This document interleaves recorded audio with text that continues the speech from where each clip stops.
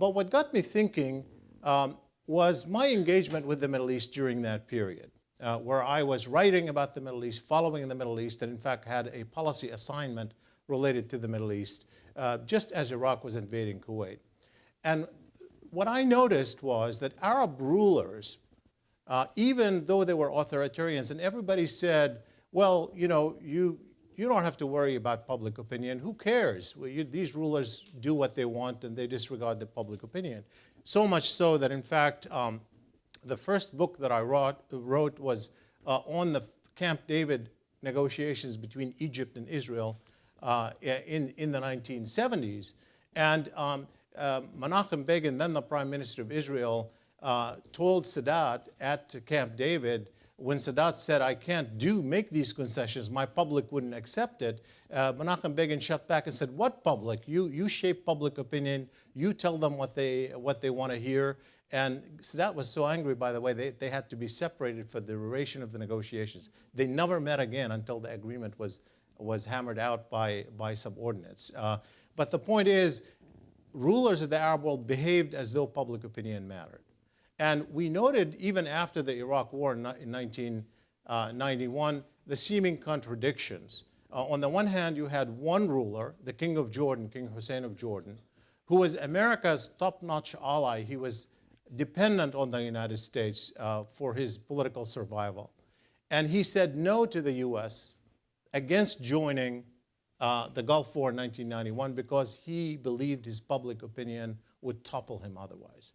And he was prepared to pay the price that came with not joining the US, despite the fact that he was dependent. On the other hand, you had the King of Saudi Arabia, who seemingly did something unpopular, which is invite American troops on Saudi soil, and he survived. And so what is going on here? And it was really at that time that I started thinking about there is something about public opinion that we don't understand, even in authoritarian countries, and we need to pay more attention to it. The problem is we really didn't have data.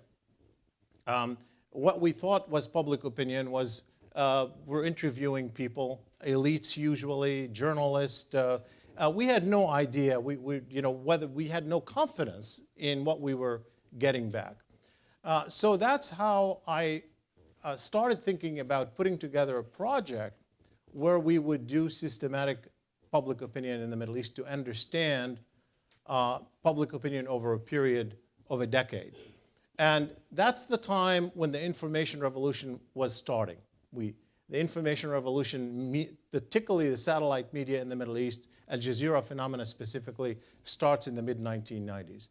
So I designed a project essentially to have information over a period of 10 years to document Arab public opinion on major issues, foreign policy issues, domestic issues, and document what Arabs rely on for information in the middle of this information revolution. How is this information revolution influencing their opinion, and how is it, more importantly, influencing how they define themselves, what I call their identity?